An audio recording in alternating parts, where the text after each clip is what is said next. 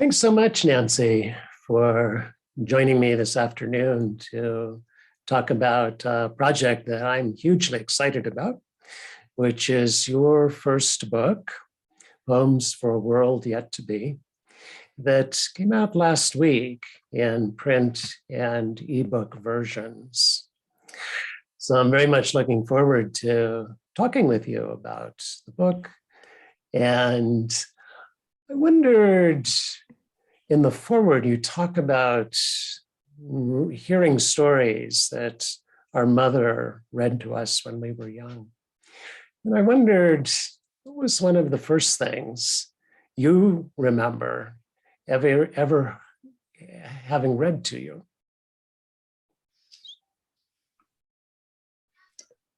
Well, it would have been those books that Mom picked out, for better or for worse, and chose to read to us. And they were often very dramatic and impressive, as I mentioned in the preface. You know, some of them were kind of wild and woolly and violent, and that made quite an impression on me. So I remember those to this day. A number of them were about the First Nation and about the natural world and about the death of animals. Is that part of what was resonant for you in hearing those stories as a young girl? You know, I think it was. I always, as kids, when we played cowboys and Indians, I was always on the side of the quote unquote, as we called them, the Indians, and nature was something so precious to me. I remember there was a vacant lot on the other side of our block, just I think to the east of Tristan Drive, and it was overgrown with weeds, and it was about the size of a city block, and we all used to go and play there. And for me, it was wonderful because it was a wild space. It was open. It was, things were growing there of their own accord. It wasn't supervised. It was just nature, even though it was only an empty lot. And then something happened in the community. I think a young girl was attacked or something. And Mom and Dad forbade me from going to that lot anymore because I think they were afraid for my safety. And I remember that as being a great loss. And then I remember finding just a little corridor on the north side of our house. I don't know if you remember the Downey house. There was a little walkway along the north side, and it was kind of shaded and overgrown. And sometimes I would just go there and lie on the ground because it was the closest that I could get to nature and to being alone in nature and to be surrounded by nature. It was this little strip of grass and shrubbery, but that became, my little refuge. And then, every other year that Mom wasn't having a baby, we would go to the mountains. And that, of course, was heaven. That was absolute heaven. And I think in many ways I lived for those experiences, to see Shaver Lake and Huntington Lake and the Redwoods. Oh my goodness, that started a lifelong love affair with those magnificent spirits. Hadn't thought of that lot for many years with the mustard plant growing, and it was taller than we were then. So there were paths that you could run through and play hide and seek and cowboys and Indians. Very different world than a world of screens. And if that's the same section of the Downey house, that's where I planted my first vegetable garden. I had to amend the soil considerably because it had just been neglected forever. But I do remember managing to grow a few carrots there and was very proud of myself for producing food for the first time. Yes, well, they say that's the best way to get kids to eat vegetables is to have them grow them themselves, and then they fall in love with the process and become fascinated and are willing to try them. So yeah, that is something we're doing to this day here, of course, at Uncommon Good, is getting the kids out in the garden and growing things, growing their food. What was one of the first things you ever remember writing? Well, it's the poem that I mentioned in the preface about the enchanted horse. And that was very meaningful to me at the time, very moving. And I remember I remember that lovely horse to this day. How about yourself? What do you first remember writing? Well, I remember I started writing for the newspaper when I was in college. And I think that was when I first wrote a poem. But when we were growing up, you used to enter these contests and wrote essays and won valuable prizes. And I think that was the start of my realization.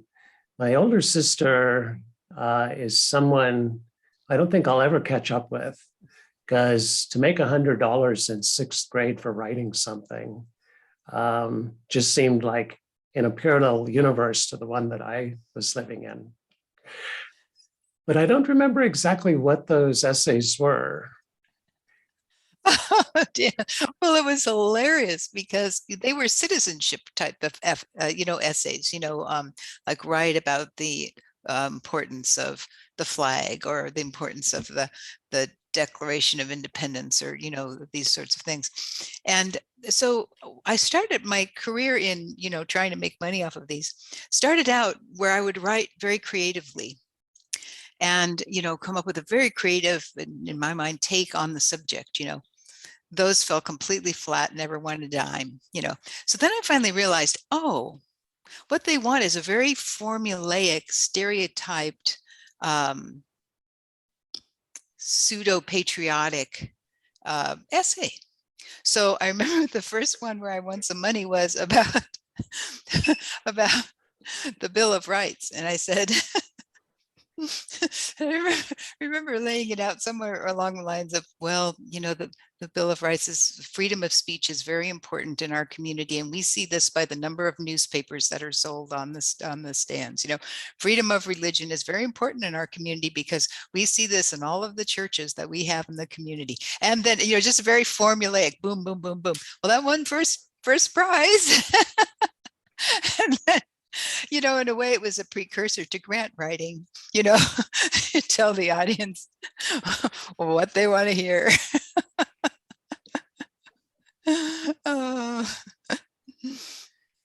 Well, I can see that was the beginning of your political career, sorting out where the money is and what it wants, and how you can position yourself to do what you wanted to do. When I think of citizenship and the world today, I think of you. You're my idea of a citizen. And if it took those early essays to put your feet on the path, I think it was the right thing to do. Well, that's a comfort in retrospect. It's so funny how we have these different perspectives on these events, and sharing them now. It's pretty hilarious. We had a redwood table in our backyard when we were growing up, and that's what we called it, the redwood table. It was a picnic table, and in nice weather, we'd sit out and have dinner, have birthday parties, that kind of thing.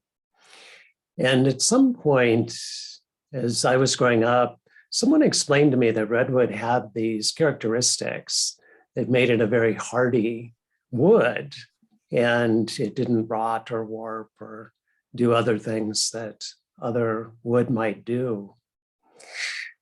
One of the poems in your book is an elegy for the redwoods. And in reading it, I thought of a poem that William Merwin had written on extinction. And one of the lines in that poem is the animals disappearing, taking our feelings with them. How do you see the connection between our humanity and the non-human world all around us. Well, I just wrote another poem about that, Dan. It's not in this book. It'll be in the next one, and the is part of the poem, and part of the poem I'm expressing admiration for this particular tree, because it lives its life so purely. It doesn't produce the waste and the destruction that we produce. All it does is shed its leaves, which form a beautiful mosaic on the ground and then die a beautiful death, nourishing the earth as they go. And to me, that's a beautiful example of the life of trees, and one of the things that they can teach us, how to live so purely, and I do believe that plants, especially magnificent beings like the redwoods, are sentient and have a consciousness of their own, and that we lose that consciousness at our great peril. I was have another friend who recently wrote a book of poetry, beautiful book of poetry, basically on the theme of Moby Dick. And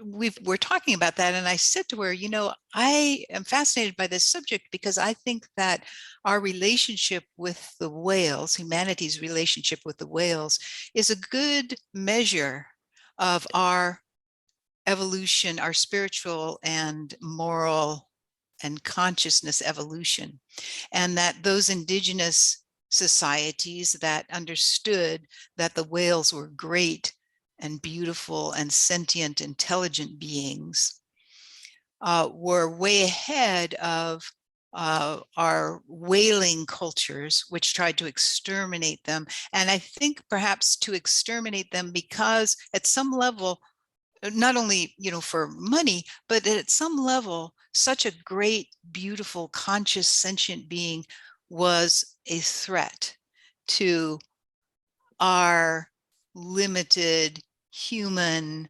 understanding of nature and ourselves. That level of beauty and sentient consciousness and the ability to live, without doing any harm is or was or has been at some level very, very threatening to the Western world and the material world and the material societies that we have built. So that's a kind of a long, shaggy dog answer to your question, but those are some of the thoughts that it brought up in me. I dropped out of the University of California my junior year and enrolled in the University of Skid Row at the Los Angeles Catholic Worker. I remember getting off the bus at the Central Station the first time that I went to live with the Catholic worker community there, and stepping around figures that were lying motionless on the sidewalk, not knowing if they were dead, they were alive, they were asleep. I'd grown up in the suburbs. I'd never seen this part of the world. And I learned more in that 20-minute walk from the bus station to the kitchen than I had in 3 years of college. It confirmed my decision. I wasn't getting from academia what I thought I would when I was a freshman. I had to look a little wider. You spent 20 years providing legal counsel to Skid Row families. You founded the nonprofit Inner City Law Center, and then eventually handed its leadership over and moved on to your next venture. A number of poems early on in your book speak to your relationships with your clients on Skid Row. And I wonder if you could talk a bit about how those relationships were important material for your first book of poetry. Well, I had a similar experience, Dan, to yours initially. And when I came down to visit you on Skid Row, I hadn't been there before either, and we grew up basically in Downey, which was, kind of a middle to working class community, largely white at that time. And there weren't homeless people there. In fact, it would have been unthinkable for someone to be living on the street on Tristan Drive, so that just no, that would not have happened. So we did not see, what was happening even in Skid Row at that time. And that was, of course, before the devastation of the Reagan years and the slashing of the safety net and the huge numbers of homeless, that are now everywhere. And I remember that same thing, having to walk around the body of a person on the sidewalk and thinking, this is unthinkable. How can a person be left lying on the sidewalk in some kind of distress? And like you, I couldn't tell what distress it was, but that was a huge motivation for me to follow in your footsteps eventually and go down to Skid Row myself, where I felt very much at home. And I think there were a number of reasons for that. One is because, when people are that down on their luck, there's very little pretense left. They can't pretend to be somebody important or somebody fancy or somebody interesting or somebody. It's hopeless. All they can do is be themselves. But that in itself is so beautiful. And it's not something that I saw anywhere else in society, people just being their authentic selves without the masks and the makeup and the acts and all of that, just beautiful human beings, and I loved them because they were so lovable. And I also resonated with their despair and their pain, because inside myself was a huge black hole that was not being filled by anything else that was acquainted with despair. And so it felt very right to me to be in that environment, trying to be of whatever help I could to those beautiful people. And then, when all hell broke loose in Central America and Mexico, and the immigrant, influx happened in Skid Row, and I would see, not just the men and the occasional woman on the street, but I would see young mothers with their little girls all dressed up in roughly pastel dresses like birthday cakes, walking down the streets, into these terrible slums, and I fell in love all over again with those little families who were so brave and had such strength and had so many qualities that were so lacking in the culture that I was familiar with, the sort of white middle class materialistic culture of the United States. That they brought a spiritual strength, an emotional strength, family strength, almost as if being so lacking in those things, we had called them to us, and so here they came bearing these gifts, and unfortunately, in many ways, we abuse them instead of thanking them for these gifts. But I was able to recognize the gifts because I was living in such close proximity with them and got to know them very well, and I was always so grateful, and just found them also so to be such lovable human beings, who taught me so much. In giving, you receive is very true. I feel like I received as much or more than I ever gave them or ever gave to, the homeless folks. In one of his sermons, Meister Eckhart says, the one who receives gives the greater gift, which is that gift of giving. Mm-hmm. And that was very much my experience of my time there on Skid Row. remember the kids playing out in the broken glass in the alley behind Sadaka House in barefoot. They didn't have a soccer ball, but they got rags and tied them up and played soccer in the broken glass. And, also, a couple of those folks, Eugene, who we both knew, who we called Saint Eugene, because he was probably the most selfless person I'd ever met. Person living on the street, came in and we provided very limited housing there above our soup kitchen for some folks. And he didn't want to take up a whole room because he thought others needed it more than he did. To his view, most people needed more than he did. So if he had a coat, he'd give it away and then we'd have to get him another coat or something. But I thought it might have been the first time in my life I met saints.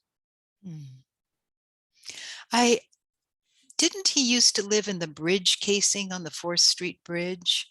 There was the beam that held up the bridge, and they were made out of metal, and there were like openings in them, and you could squeeze into the opening at the bottom of that. And I was, if my memory serves, I was told that he lived there for a number of years before he moved to Elysian Park to be near his beloved Dodgers, but I think that was, as you say, he didn't want to take up much space. Well, he had, inserted himself into this bridge casing, and there was a saint in the bridge casing,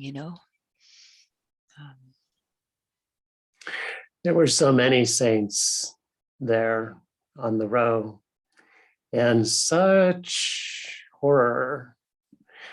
The only time I saw violence, on Skid Row in Los Angeles in the 70s, were LA police officers beating up homeless people in back alleys. This was before there were smartphones or any way of recording these activities. They wouldn't do it out in daylight, but they'd drive around the alleys at night. And I don't know if it was settling scores with people that they were mad at or just random drive-by beatings. And I remember trying to intervene at one time, and the guy turning his stick on me and saying, yeah, if you want a piece of this, step right up. I think places like Skid Row, places like the Third World, places I visited in India or Salvador, other places, you see the reality of who and how we are in a way that you don't in the suburbs. It's just not that apparent. My first jury trial, I don't know if I ever told you, the police had parked an unmarked car on Skid Row, rolled down the window and left a leather jacket on the back seat to entrap some poor soul. So this homeless guy comes down the street, and he was mentally ill, la-di-da-di-da-di-da, and he sees, a warm jacket. It was a cold winter day. And so he reaches in to get the jacket, and boom, descending upon him are all of these undercover police who start beating him very badly. And at the time, as you remember this, at the Catholic Worker Soup Kitchen, there were lines that went around the block, really, of people waiting to get into the soup kitchen, and various people from the Catholic worker community would station themselves along the lines to make sure that, the smaller or weaker folks weren't getting bullied or whatever. And so as this beating commenced, one of the young Catholic workers, Rick Earhart, who was a former seminarian who had joined the worker, thought, oh my God, this person is getting killed. I've got to go do something. And he rushed, in to help. And he said his last thought before he entered the melee was, oh, I'm going to die and I'm never going to get to marry my Lourdes. He was in love and engaged to a young woman at the time. So he jumped in. The plane, he didn't know these were police officers. They turned on him, threw him up against the wall, handcuffed him, and arrested him for resisting an arrest and interfering with an arrest. So he was prosecuted. And my first jury trial was defending him. That was how I cut my teeth, on that. And so you're right, you didn't see this in the suburbs. You didn't know this was going on in the suburbs. And for all of the things you might say about cell phones, I think they are a great light shining in our world today, because these things are finally being documented. The violence that the Black community has endured, the Black and brown communities have endured forever, is now coming to the light of these cell phones, and we're seeing this now. So I think it's a great step forward for social justice that we have cell phones, and Proceeds from your book are going to support the next nonprofit that you founded, Uncommon Good. You've been at the helm there for over 20 years now, I think. And one of your many firsts there was partnering with All Things CBT to bring online North America's first low-intensity CBT training and therapy program, where our colleague Victoria Chicarel in Mexico City led 20 weeks of training of lay therapists who are now delivering CBT in their local community there in the Pomona Valley. So CBT posits that it's our thinking and our behavior that create our experience of reality. The Upanishads noticed this 5,000 years ago. I think that was the first CBT writing came out of India. I'm wondering, how does your poetry address cognition? Well, that's an interesting question, Dan. And it's brought up some interesting things along that line for me. When I first, put the book out there and outed myself as a poet, I experienced tremendous fear. And I thought, this is very interesting. Why am I so afraid? What is this about? And so I had to look at that, and I had to go back and find the root of that fear and address it. And so that's been a very valuable experience of seeing something in my own, subconscious mind becoming conscious, and then coming out to a place where I can deal with it. So that's been lovely. In my poetry, it's more and more, I'm getting ahead of myself, but the book that's out now is kind of a poetic journey through my life, and talks a lot about those things, in the outside world, that the experiences on Skid Row, the experiences with nature and so on, the experience of being, in a family, a mother and a spouse, and so on and so on. And then, but towards the end, more and more this theme emerges of,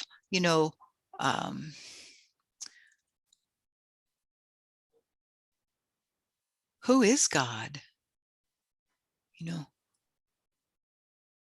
What is God?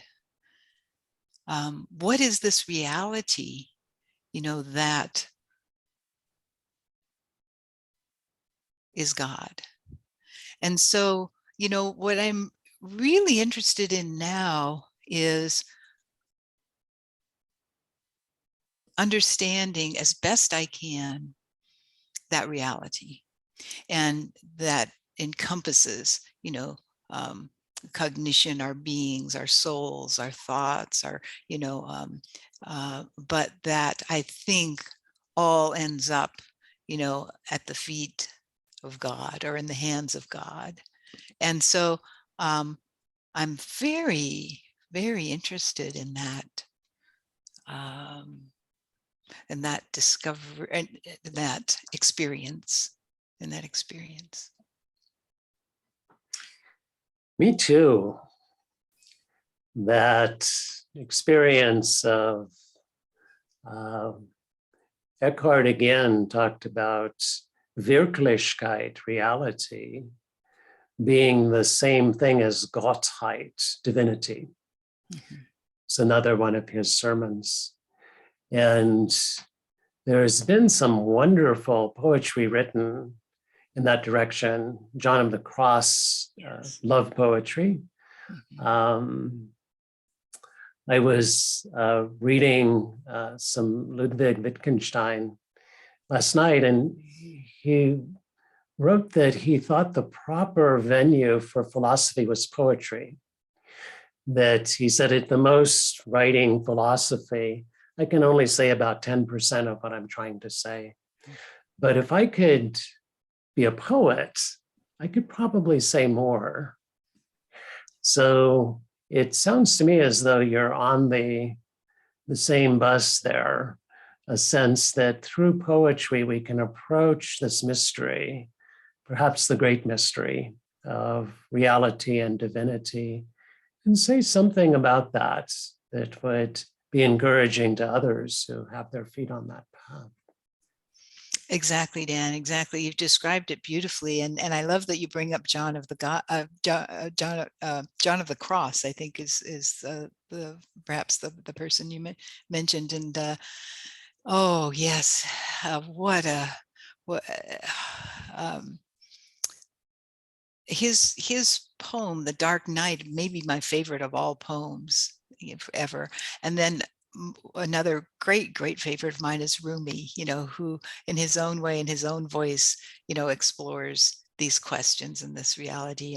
And you're right. I think it's poetry may be the most suited for doing this. Of course, it can't do it. You reach a point where, I mean, the first poem in the book, the poet's disclaimer is basically saying, I can't do this, but as long as we're here and as long as the creative impulse is so essential to who we are, might as well have fun trying. Would you read us a poem from your book? Well, sure. Do you have any that you I mean, I guess I could read the one that this book is named for, that takes its name for, unless you have another one that you think. Okay, just need to find it here. I haven't really looked at the book myself because I've been dealing with this fear. So here it is.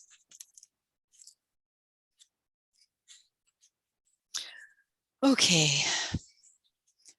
So this is called For a World Yet to Be. Once when I was a child, an ancient auntie handed me a picture of an angel and said, "That looks like you." Being a very literal little one, I was startled as I could see no resemblance until now. For now, in my far sight, I see the day approaching when the trees will finish their mission of stitching earth and sky together, when the massive stargates will heedlessly be left open and images of angels that resemble you and me will rain down like confetti. The children will leave their school desks and start climbing trees as naturally as little squirrels scampering between heaven and earth, and the trees will speak to them, translating the blessed runes. No one will quite know, especially at first, if these are children or cherubim or even wizened aunties, for the very atoms of our eyes will be transformed, and we will see through the veil of our preoccupations that which hitherto could only be seen by cats and dogs and the occasional aunt. The Prince of Peace will be discovered, and words will start to drift away, so that after a time, no one will remember the meaning of foe or famine or wicked or war. Even now, these words begin to sound a little foreign to some ears. Even now, you stand here as a stand-in for what will remain as all else melts away once we can no longer maintain this sorrowful illusion.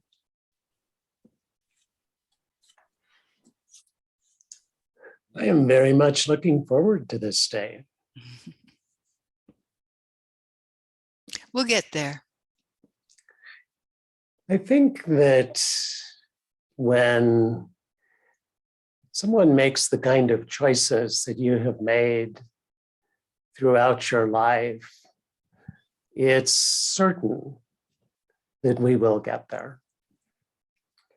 And my deepest gratitude to you for shedding the light on this path for me, for my entire life, and for many, many other people who have benefited from your vision, your heart, your courage, your willingness to go and find that world, even when it seems like it must be worlds and worlds away.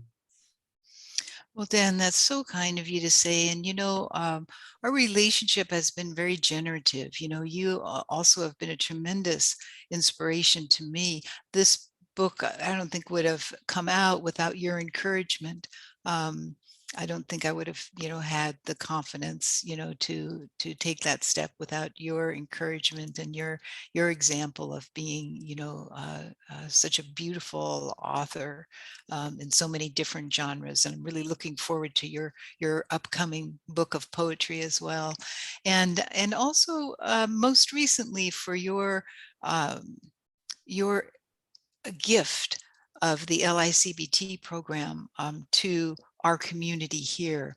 I've often said that the two kinds of healthcare that are the most difficult to find in our community are mental and dental. We just don't have them, and in any really accessible, effective form until now. Until you have brought this beautiful model to us and enabled us to put it into practice in our community. And it's a gift beyond compare, because especially when even prior to COVID, the stresses of poverty had caused so much mental suffering, in our community. The one thing that really stunned me during COVID was, our families were all losing their jobs because of the lockdowns, and they didn't qualify for unemployment benefits because they worked in the cash economy or because of, immigration issues and so on. And so the wolf was at the door. They were looking at homelessness and hunger. And we took a poll of the moms and we asked them, what are your two biggest, needs, your two biggest concerns? And I was stunned because, contrary to the Maslow, hierarchy of needs, the two things that were at the top of their list were their children not being able to learn in school because of the lockdowns, and mental health.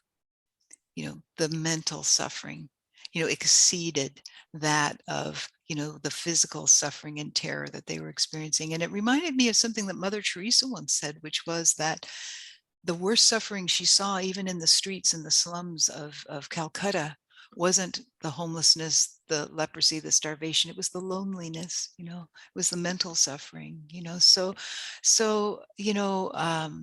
you really are a healing angel for not only your clients, but for bringing this model to us and to the world. You're taking it around the world now with your other wonderful colleagues, Victoria and David, and all of the people that are involved in this. It's a pearl of great price, a great gift to humanity, really. And you and your wonderful crew there at Uncommon Good have given us the greater gift of giving this to you. We could not have done it without your relationships that you've built person by person there in the Valley for the last 20 years. So thank you for giving us the greater gift. And I'm very much looking forward to number of things. Your next book, Victoria will be leading a workshop on low intensity CBT in Warsaw, Poland next summer, the first Pan-European Team CBT conference. So these seeds that you are helping us sow will probably have effects that long outlive us. And like the poetry of Rumi or the sermons of Meister Eckhart, this is a gift we can give to the ages. This is the timeless gift of figuring out in our particular space-time coordinates, what is it to be human? What is asked for us if we want to claim the mantle of human, which at the end of the day is probably the same mantle as angel. Or whale. Or whale. Or redwood. Redwood, yes. Thank you, Dan, for a wonderful conversation in a string of wonderful lifetime conversations. You know, I love you and I love talking to you. I'm looking forward to talking to you for the rest of this lifetime and into the next couple. It might be that, you know, a few lifetimes down the way, we'll have it all said and then we won't have to hang out anymore. But it certainly won't happen this lifetime. And so I'm looking forward to being in the angelic choir with you when we cross over. I remember in high school, Sister Marguerite asked me what I wanted to be, you know, when I got out of school. And I said, you know, I really think I want to be a theologian, because if God is infinite, I'll never get bored, you know. And so I don't think we're going to get bored or even run out of things to talk about, Dan. I think it's infinite. That is wonderful music to my ears. Look forward to talking and writing and creating the new society and the shell of the old. Can't imagine more magnificent company to have the privilege of doing that with than yourself. Right back at you, Dan.